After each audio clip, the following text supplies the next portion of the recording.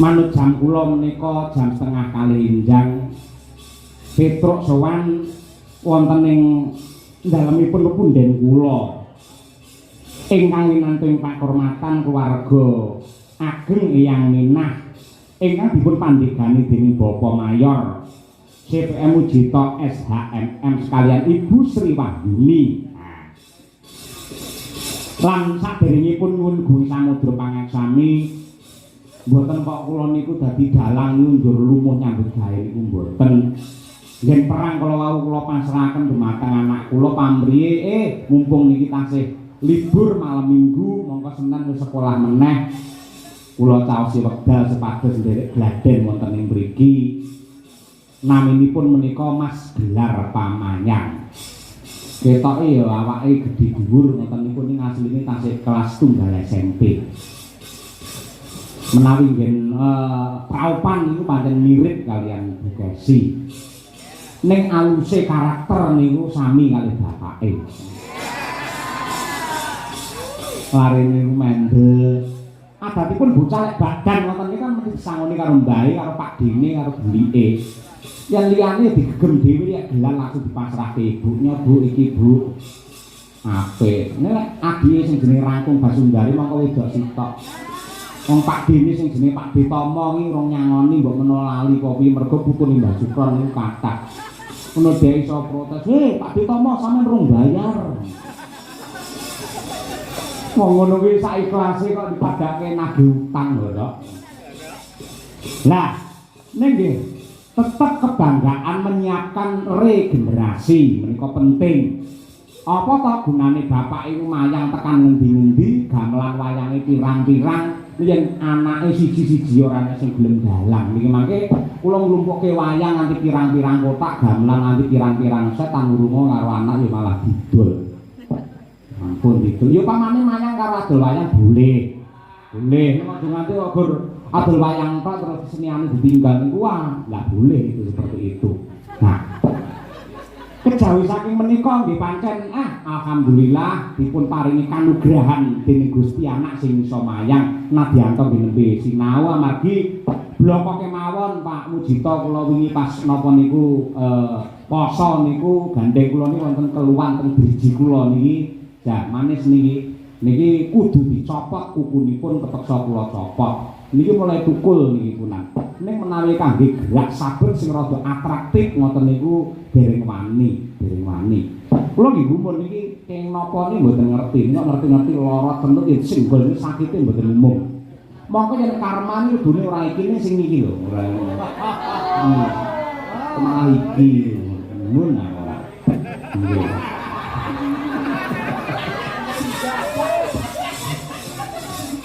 Mbak Elisa sik jomblo kok yang ngerti bahasane. Lakus masih jomblo lan pengalaman.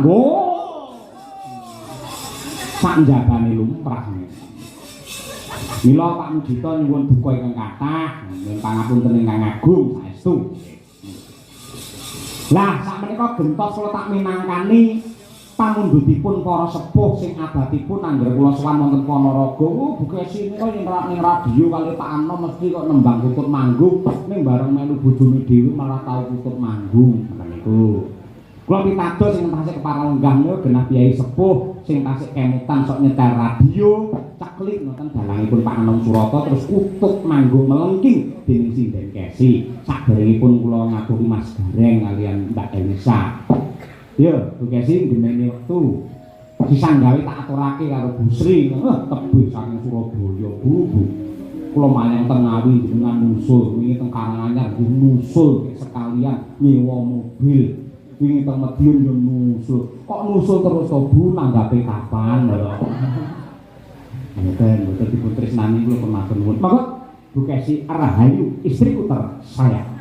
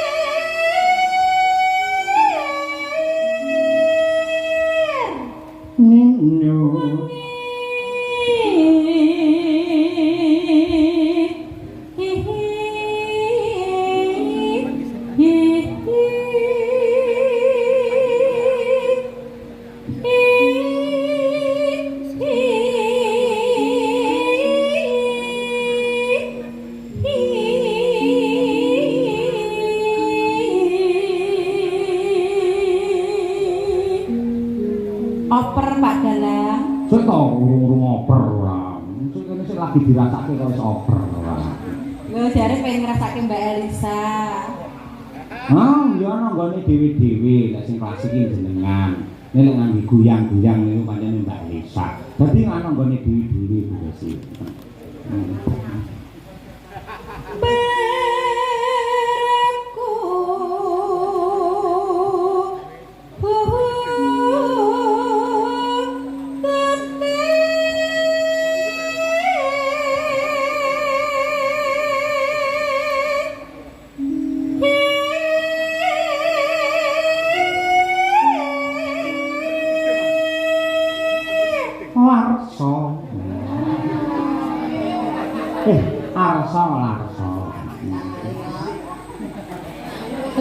Anakku gelar pamayan. Tiwas-tiwas ngene lho kan. Gelar. Sesuk lek ndalang sampean lek cedak sinden aja nakal lho ya. Aja kaya bapakmu ya Le ya.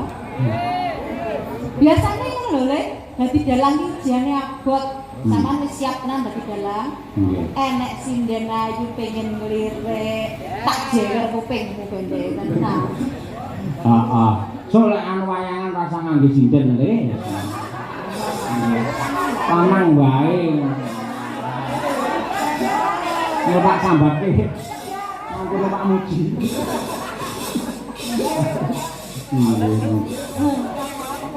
Aku lek anak lanang pamane karo gelarnya Mbak SMP nu rekake saiki Pak nganggo apa jenenge iki minyak wangi. Nanti nek bapake entek. Wes cacake rekake ya wis mulai tebar pesonan sekolahan. Le SMP aja kaya ngono. Pakmu biyen SMP ngerti apa-apa lho Le. Wong bisa rabi karo mbokmu tak rawangi nangis kejret. Enggak percaya. Ya. Rasa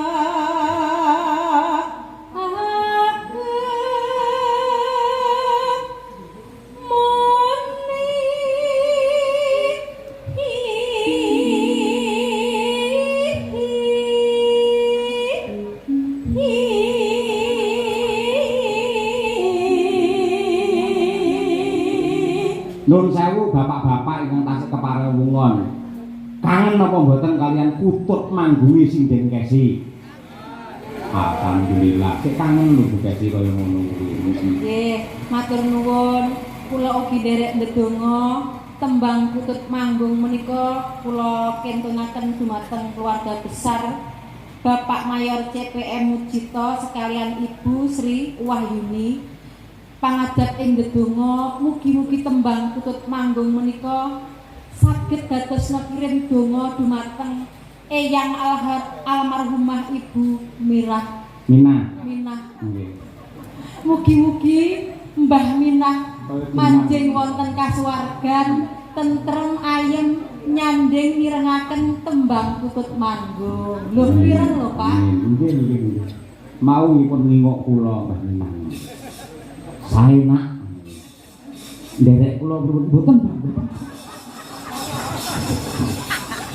Panggungan kula tasih kathah. Sinden-sinden sik arep njaluk high-is.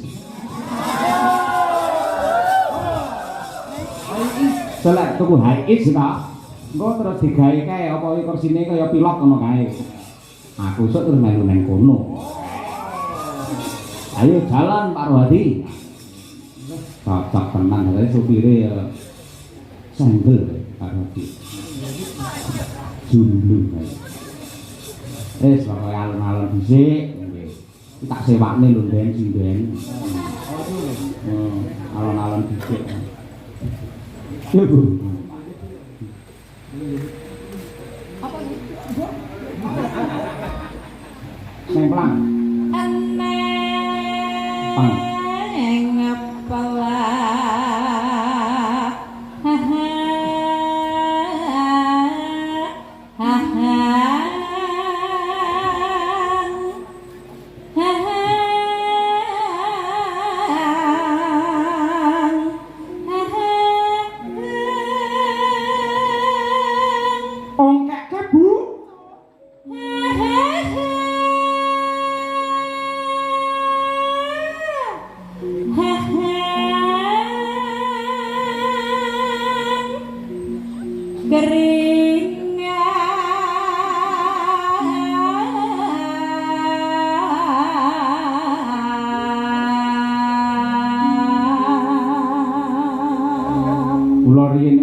Bapak Ibu Pak Pepundhen kula Pak Mujito ning jaman tasih gandrung-gandrungi kali Bu Kesi anggar nusul Pak Anom Purata ngoten Bu Kesi nembang kutuk manggung ngoten niku kula niki nyapa kok iso kringeten dhewe ngoten.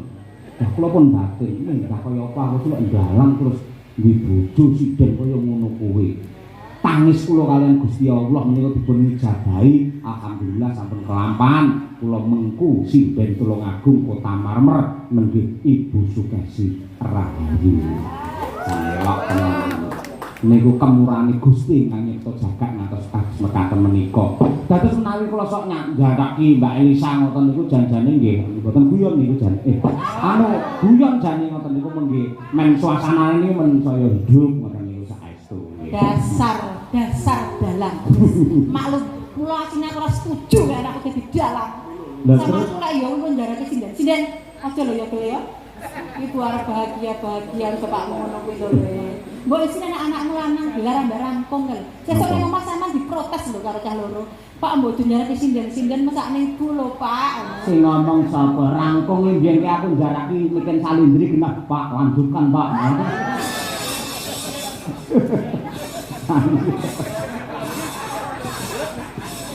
Iya. Ayo.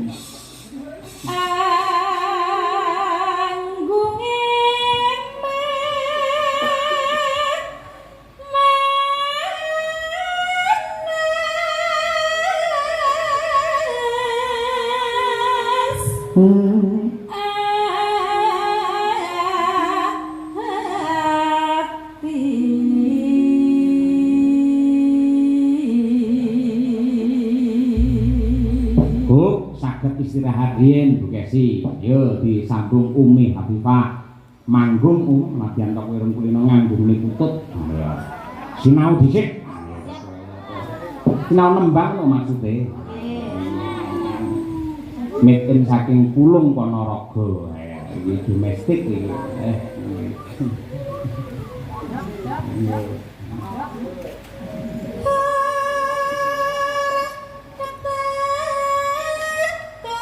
Kembali guys, kembali guys, ya guys, wah,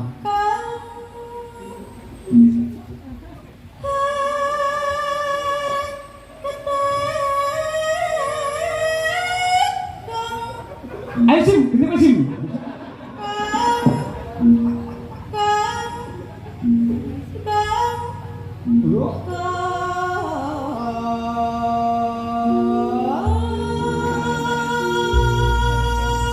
kula mboten salah, Haji Mas nggih mboten salah, lukis nggih mboten salah. Sing salah niki rezim. Jas ya Umi Afifah suarane melengking. Terus nduk, nduk.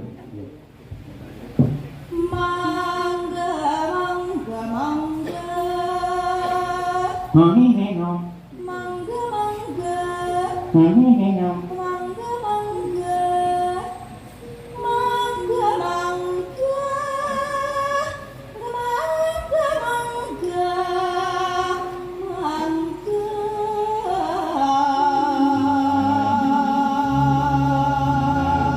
Neng jaten gong neme sakwis loro. Runggu sitoke wesi. Lah apa iki nyepaki rambu. Ya wis. Koran ombake ya nggur-nggur. Apa ngono kuwi aja nawak. Oh ya. Lah apa. Nang tandukmu ayo.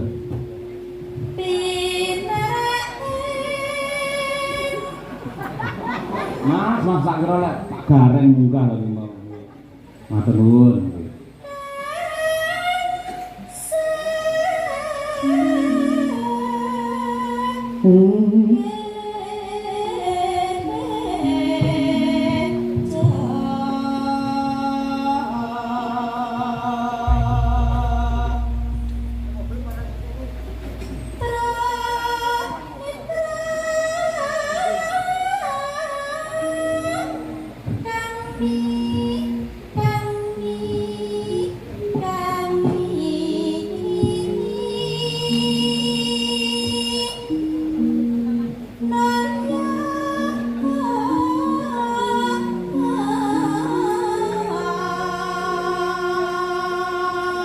Gandeng aku karo kowe iki ditimbali karo Bapak Mayor Mujita. Ayo, sugeng lenggahipun Bapak Mayor Mujita. Lho. Sugeng lenggahipun Bapak Mayor Mujita. Nah, Bapak Mujita langsung mantuk terus astane mlebu ning sak. Kukur-kukur. Yo, mlebu gending om, yo.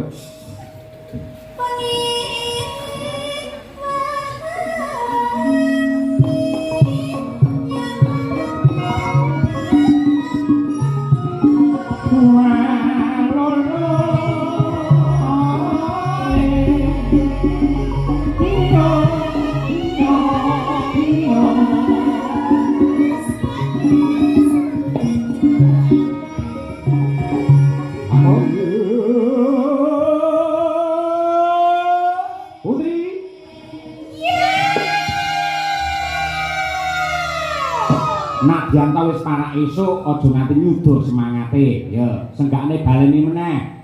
Yuk, pira swara? Yo, sinden kabeh. Jik, ro, lu.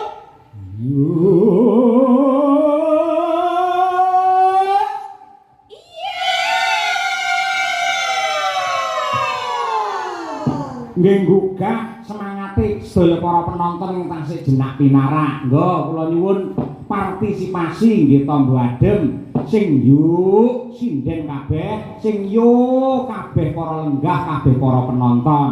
Kersa nggih Pak? Kersa, ingkang kersa kula dongaaken mugi-mugi tambah kathah rezekinipun.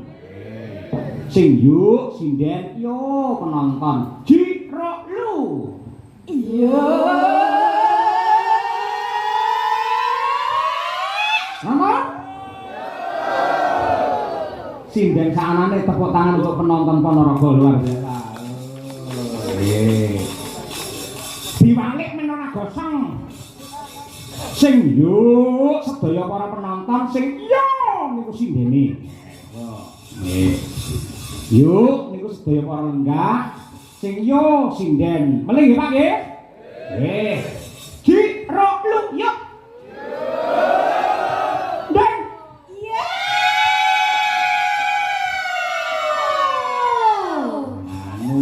Penonton Momot Gabah kabeh penonton muga-muga barokah. Dan terima kasih. Kembali Bu Kesi, ayo Mbok Gendi.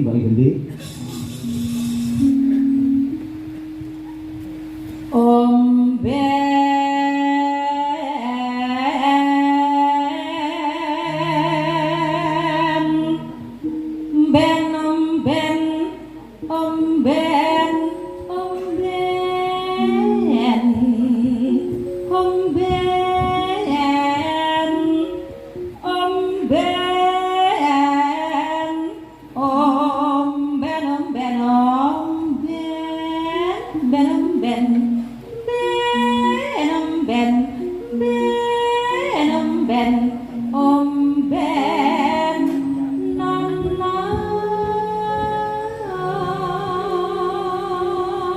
Ya Bu.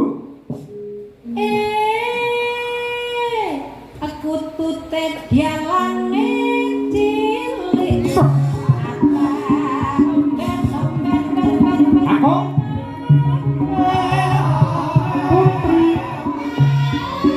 Aku.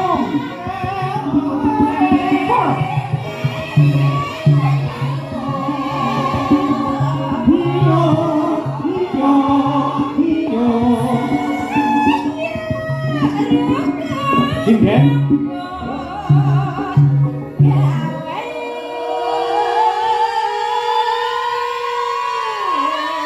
Penonton.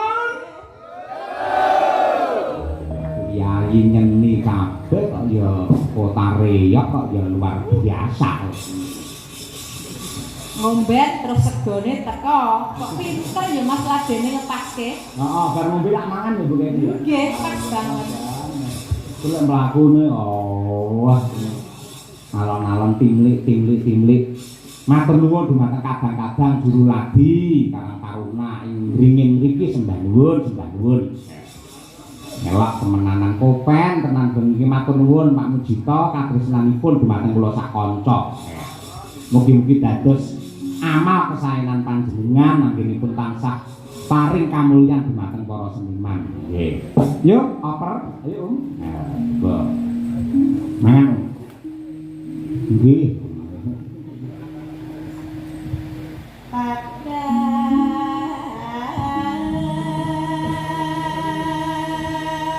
Pandur.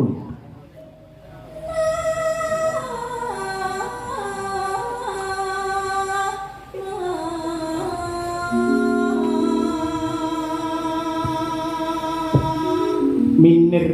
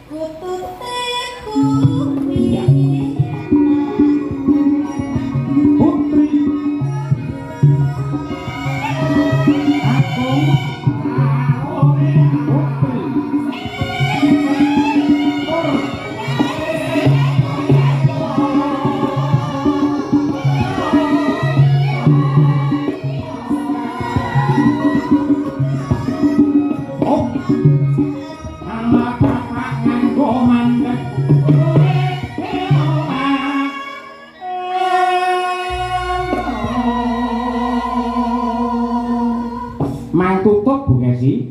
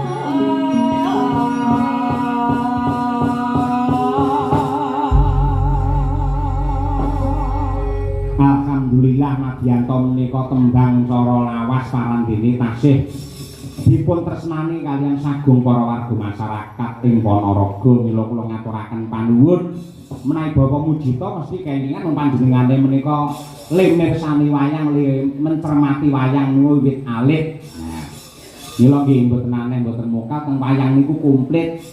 Tembang-tembang ala sekarang sing jadul sing klasik pokoke komplit. Matur nuwun. Monggo Mas Gareng Pacitan sesarengan kalian Mbak Elisa. Dayoe teko men jumeneng yuk kados.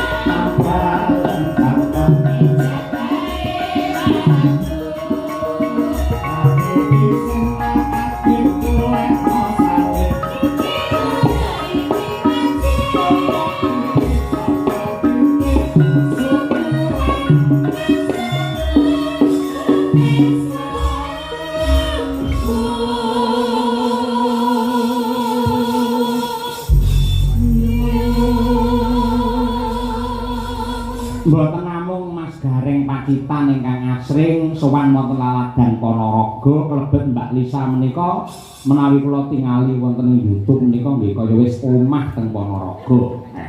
Mila kula nyuwun pendapat jenengan Mbak Lisa langkung rumiyin magepokan kalian para pamirsa wayang wonten Laladan Ponorogo niku mungguing pengamatan jenengan pripun?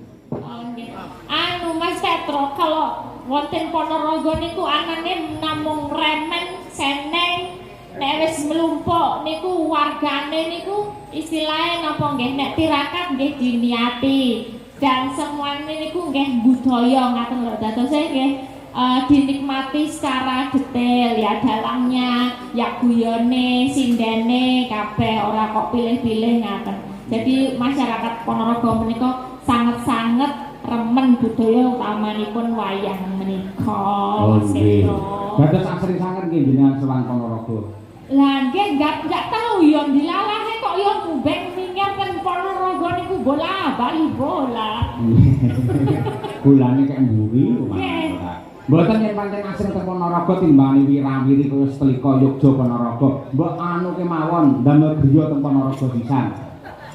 Ya rencana, tapi dia wonten sederek juga sih di daerah Pelancongan juga ada. Terus nggih pun asring lumayan lah kalau sama Ponorogo agak kenal gitu. Oh, ngaten. Nggih, pomen sing penting wis mangan sate karo nganu apa? Dawet. Dawet jagung. Dawet jagung. Nggih, nggih. Lek Mas Gareng napa makanan khas Ponorogo sing jenengan senengi?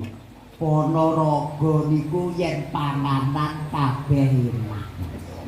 Nggih. Sedaya dulur Ponorogo niku maniak makan, maniak angkringan, maniak seni, maniak budaya. Iku lek Ponorogo wit rikala taun 2009 kula ndereke Pak Senko Yitno Carita bapakipun Mas Klitik. Nggih, iku ket biyen teko sakniki priyayi Ponorogo ki tetep budaya demen wayang, demen marung, demen mangan. Nggih, Ponorogo niku nuwun sewu lho Mas. Benten kalih sanes-sanesipun. Ora bedak-bedakne dalane sapa, ora bedak-bedakne sindene sapa, ora bedak-bedakne dagelane sapa, sing bener kanthi rasa ikhlas lillahi taala, aku kae sing tak undang. Kula jenengan bedakne iki kan nggih mboten napa niku biasane mboten namung kula, kadang kala Mas Tralala.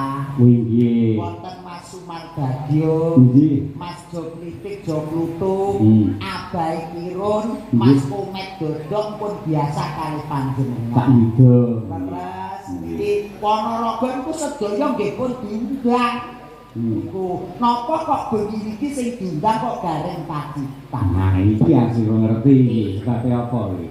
Pengiritan. Loh, sing jenenge kesenian niku ukurane dudu babakan materi niku mboten. Nggih. Lho pripun, Pak? Lah ngoten niku jenengan padha karo nuwun sewu rada nyepelke karo Pak Mujito. Piyayi sembodo kaya ngono. Niku setun tresnanipun Pak Mujito dumateng panjenengan ngoten niku. Lho kula mboten kok badhean kali Pak Mujito niku mboten. Lho kula wau jadwale namung mingguan alhamdulillah diunggah rene nggone gara-gara sembah nuwun Pak Mujito nggih. Sing penting wis seduluran lho, Mas. Niki sedulur aku ki ora tau mikir apa-apa kok ya. Tenan. Ora mikir kowe. Mboten mikir sedulur kali dhuwit ki kula tetep mikir. Mikir apa? Dhuwit. Mas Mbak Elisa, Mas Gareng. Mas Sahyo pun tadi Nggih. remenanipun dulur-dulur wonten ing Laladan Ponorogo menika enggal-enggal mawon niki sedaya pesinden utawi setunggal boko setunggal menika nembang. Oke, siap. Oh, pokoke Ponorogo iki wis ndang set-set ndang nembang. Mbak Elisa nembang, Mbak Umi nembang, Mbak Winong nembang. Ngoten niku. Oke. Oh, Enak lho gaweane gareng malih enak. Ndang nggih to dicocokkan Nggih. dengan keadaan. Nggih. Goro-goro maksudnya Mas nggih. Nggih. Nggih, dadi wonten pamundutan wau. Tembangan ora Tembangan wonten, podang kuning wonten. Nggih. Nggih. Tapi tembangan riyen Mbak Lisa sing ngaturke. Siap. Kowe kono, Nduk. Piye? Kok ganti posisi ngapa sih? Aku lho pengen deket tamu gitu. Lho, awakmu wis karo kono ngono kok yo dadak. Aku ki mau nek berselisih paham lagi gitu loh. Jadi aku kan mengambil jarak. Yo ora ngambil jarak awakku ki asline kowe aku nek kono kowe yo dilitut bumi kok. Wonten lagunipun apa Mbak? Tembangan. Tembangan. Nggih, nangkani. Monggo dipun aturaken dening Mbak Lisa sesarengan kalian kanca-kanca Madangkara. Lajeng mawon nggih Mbak nggih. Nggih. Monggo to tembangan. Dadah. Wayah wengi pengkring wis suwe banyu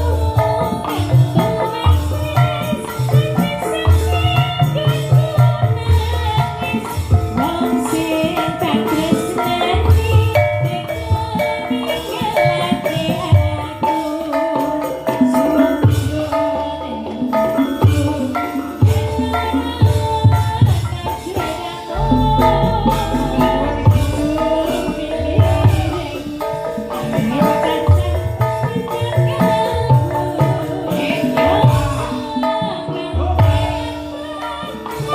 Putri Wahyuni sing nuwun Ibu.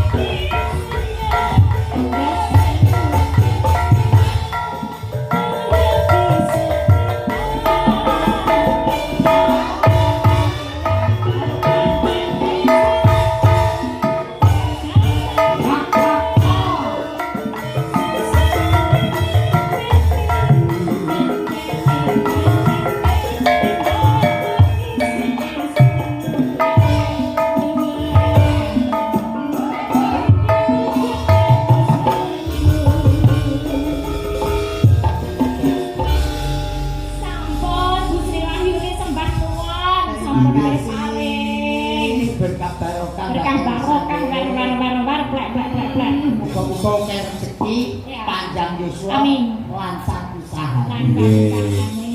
Tur dawuhipun Pak Mujito menawi mangke karenan penggali tur warga masyarakat meniku saestu antusias anggenipun mirsani wayang, mangke taun ngajeng ugi badhe wayangan melih. Amin. Ning tanpa ngangge dagelan gareng.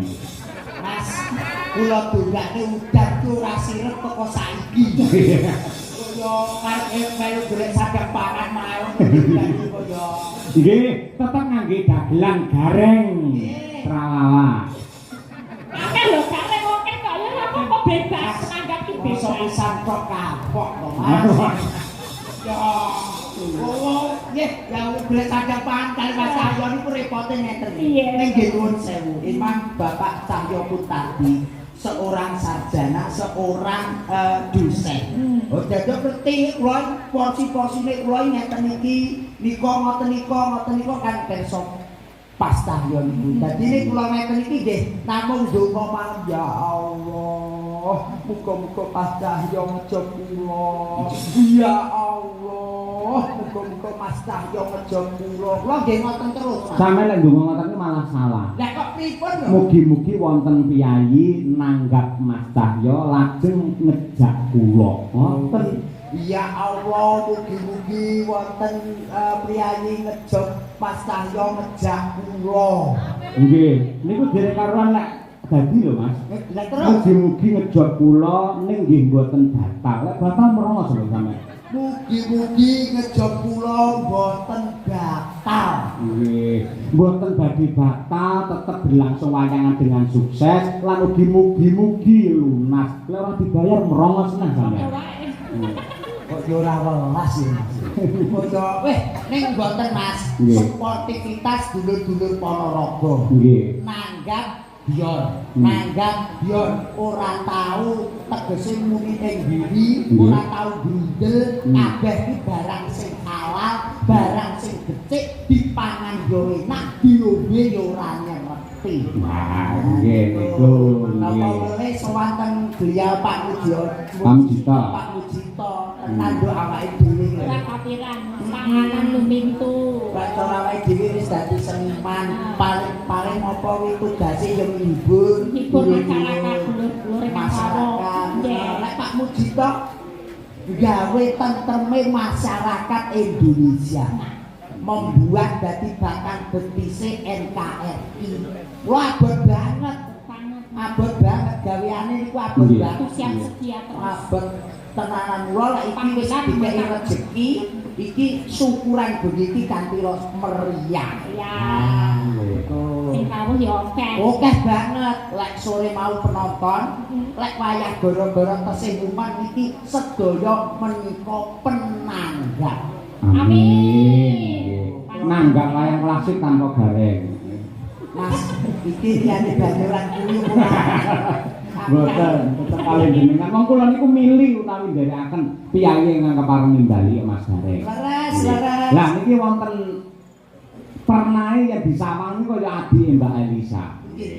Naminipun Mbak Birgita Ayu. Dereng nate panggih nggih. Jangan dong. Kula to. Kula dereng. Nah, iki Ya. ketemu. Nomor 3. Nggih. Sing pundi to? Sing nika lho Mbak Biru. Siji loro. Wah.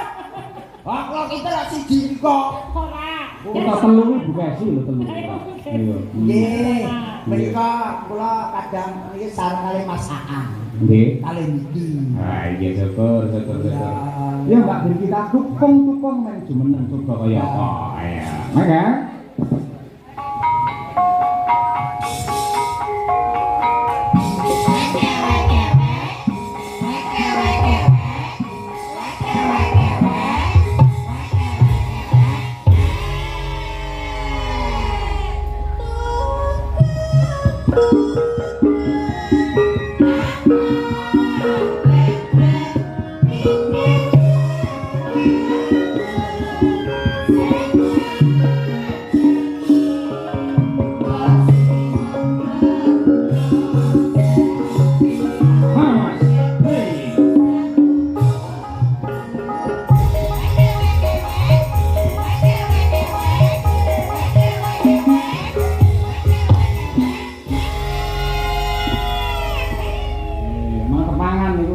kita nih.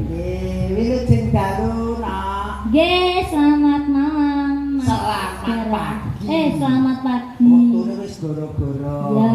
Alhamdulillah ketemu ping pisan apa ping pindho. Masa to Mas kok lali? Kowe mesti duit tak mesti Mikir lali. tak lali kok. Oke, pepanggih ping kalih. Dua ini ya berarti ya. Alhamdulillah. Tapi kita sudah pernah ketemu ya. Bertemu ya bertemu tapi geblekmu lirih ae kene ora nganggo kasapan apa-apa ya. Ya banter wae wong ki glototno. Bir kita Halo? ora sakene. Ya apa? Kene lho sisa. Mata. Iya. Oh, Ya, ngeten iki, ya. Mas. Ngeten iki panggih pisan ngeten iki lek penggih Mbak Begita mesti tak plok plok plok plok plok plok. Langsung iki plok. Tenan lho Mbak Begita. Iya Mas Gareng. Iya Ya kan? kemarin jenengan terus beli garwa kaya Mbak Birgita kira-kira seneng apa marem? Alah lek ngeten iki kula duwe bojo kados Mbak Begita ngeten iki kula Nggih. mboten seneng Mas. Gusti Allah sampean iki, sak sampean iki. Aku wis ora seneng blas. Sampean iki kayak bagus-bagus kok. Sebabnya apa ora seneng? Lho ngeten iki kula tinggal tanggapan nggih. Udah. Tanggap kula ngeten iku malah medal kados jenengan. Iya. Oh ya Mbak Begita, menika dulur para kadang dulur-dulur sedaya ingkang kasih wungon menika remen sanget mbok bilih panjenengan menggah. Oke Mas Gareng. Nggih. Mbok pilih enten pamundutan Pak Dalang. Wonten ingkang ngersakaken baliknya langsung mboten kesian.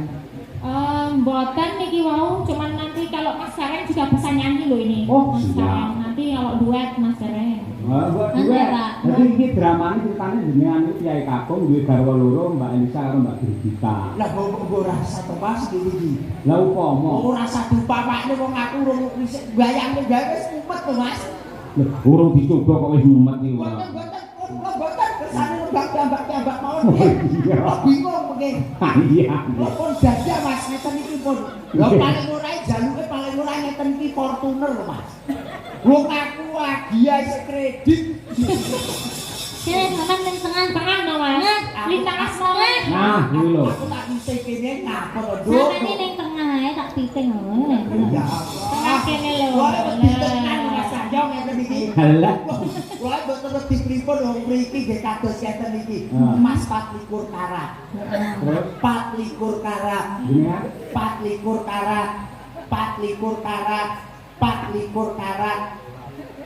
Tembogo. Oke, iya. sampean ajarane lho tembogo iki lho iki gawang kiri ya tembogo lho, Mbak. Oh, kira tembogo kan digawe, tapi digawe panci kok. Dioboni tok iki. Iya. Panci keprokne sampean kuwi malah.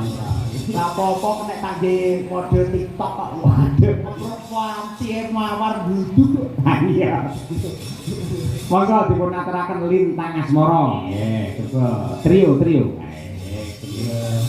Tenan aku dia dari iki ameng-ameng Jawa. Ini apa? Aku wedi ngak ning omah iki bedane keruwiyan. Oh iya. Gangge to. Bejake dagelan iki ngono, wis disyukuri aja. Ya disyukuri dhuwur syukur misor ki lho. Ngapa ya? Malah supok. Monggo Mas. Monggo. Maka Lintang Asmara Dadas.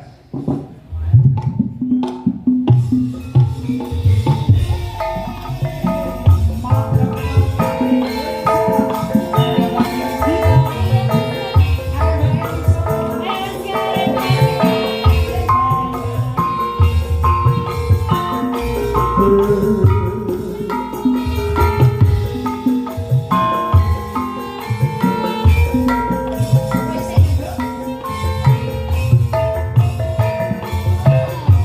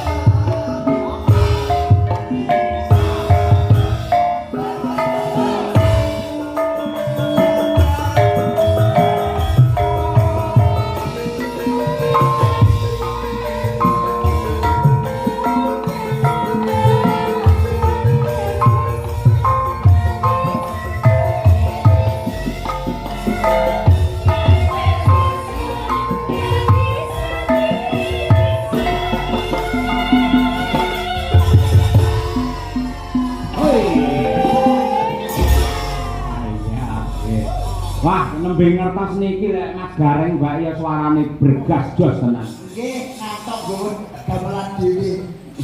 Mboten kok. Ora rasik kono dhuwur kene malah biro dhewe.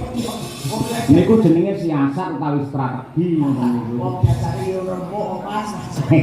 Kula lek ngopo-ngopo eneke kok mawon ngelek diomongi apik kan malah nggih apik Mas.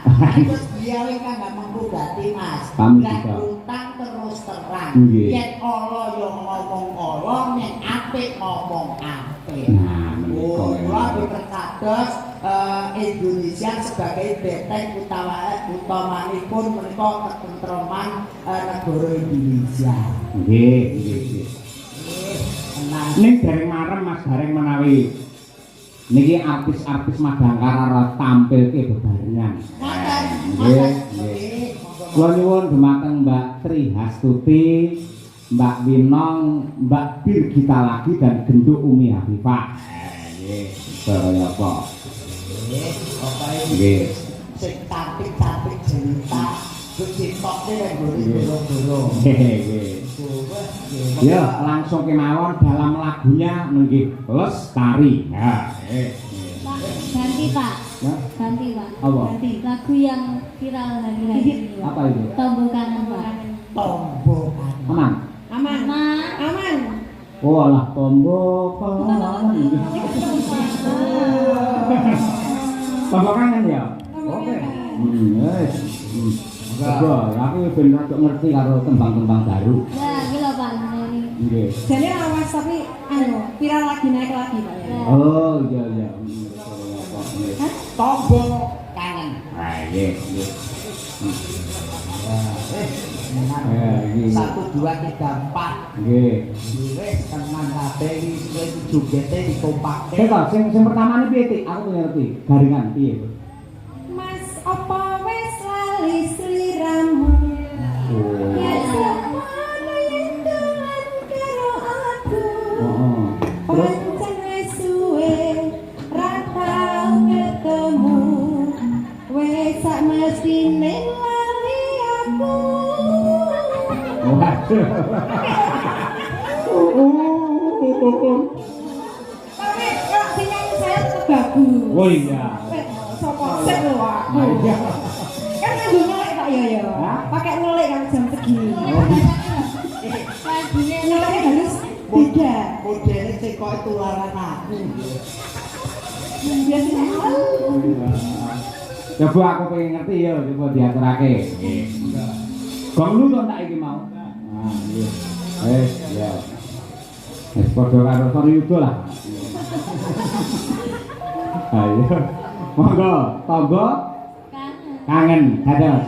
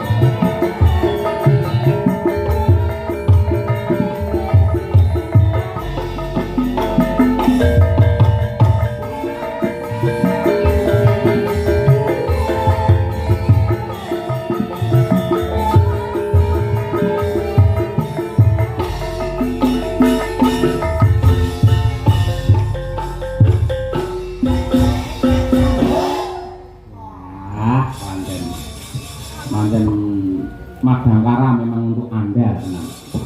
Mereka apa-apa itu ngadeg ngono wae lah entak kabeh tenang. Iki kandhani kok kula priyani Ponorogo niku tansah wonten budaya. Wah, nggih leres. Pokoke wonten budaya, remen sami ya remen nanggap. Nggih. Ora sanggene Ponorogo niku pun to. Reyoke nggih kobra. Nggih. Apa mulih bangunane nggih kobra. Leres. Sampai cerita semonten niku apa niku istilahnya itu mudah-mudahan itu ketingkatan infrastruktur niku luar biasa. Infrastruktur. Infrastruktur. Napa Mas saya? Infrastruktur. Infrastruktur. Oh, kalau mboten tak dadi punika dadi wong pakat. Wah iya. Dadi bingung lek apa benten karo panjenengan. Lha nek kula kali panjenengan ngene iki chemistry-ne pun cocok. Cocok. Mangger Priyayi kula tiyang kami. Eneng lupute jenengan sing ngandani, eneng benere padha digawa bareng. amin.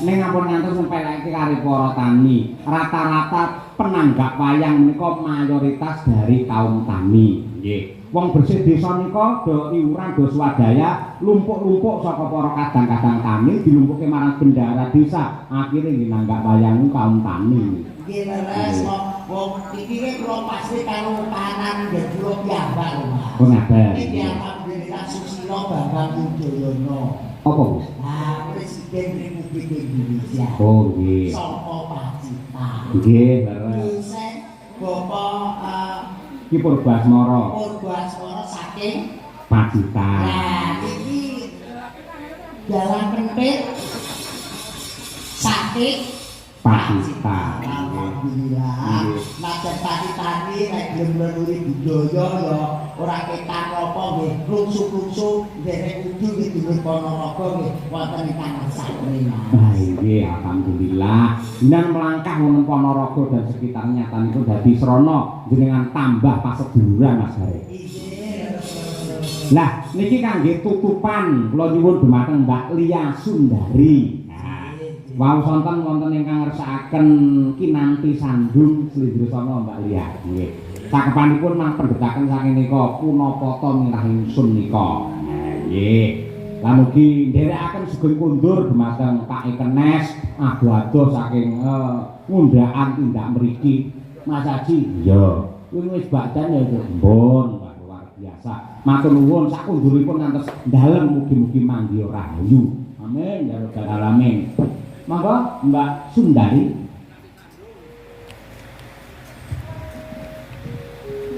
Buka telur mawon nggih.